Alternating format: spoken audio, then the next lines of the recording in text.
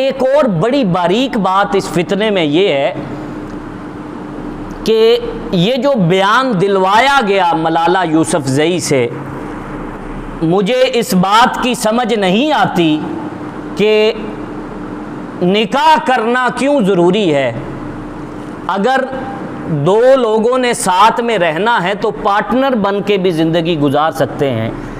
اس کی back ground مجھے کچھ اور نظر آتی ہے، اور وہ بیک گراؤنڈ یہ ہے، جو یورپ کا معاشرہ ہے یہ اسلام کے خاندانی نظام سے بہت حد تک جیلس ہے۔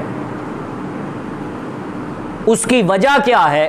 آپ پورے یورپ میں کسی چیز کا بھی ڈاکومنٹ اٹھا کے دیکھ لیں، آپ کو کہیں پر بھی باپ کا کھانا نہیں ملے گا۔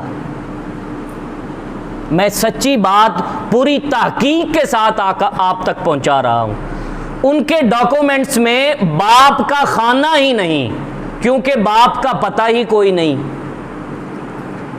جب باپ کا ہی کھانا موجود نہیں تو پھر اس معاشرے میں، یورپ کے معاشرے میں، نہ ماما کا کوئی کنسیپٹ ہے، نہ چاچا، نہ دادا، نہ نانا۔ وہ اس وجہ سے ہمارے خاندانی نظام سے جیلس ہیں کہ اسلام نے جو خاندانی نظام دیا وہ نظام اس قدر خوبصورت ہے کہ انسان کی عمر جتنی بڑھتی چلی جاتی ہے اتنے ہی انسان کے خدمت کرنے والے زیادہ ہوتے چلے جاتے ہیں۔ انسان اگر باپ کی عمر میں ہے تو اس کی خدمت کرنے والے اس کے بچے ہیں۔ باپ کے بعد جب بچوں کی شادی ہو گئی وہ دادا بن گیا، وہ نانا بن گیا، خدمت کرنے والے اور زیادہ بڑھ گئے۔ جبکہ یورپ کے ممالک میں نہ کوئی چچا ہے، نہ دادا ہے، نہ نانا ہے۔ ان کے بزرگ جو ہیں، جن کی عمر زیادہ ہو جاتی ہے، ان کو اولڈ ہومز میں بھیج دیا جاتا ہے، اس لیے کہ اب جو نوجوان نسل ہے وہ ان کی پرورش کرنے سے قاصر ہے، لہٰذا ان کی پرورش کے لیے الگ سے اولڈ ہوم بنے ہوئے ہیں، وہ وہاں پر جا کر اپنی زندگی گزاریں۔ اور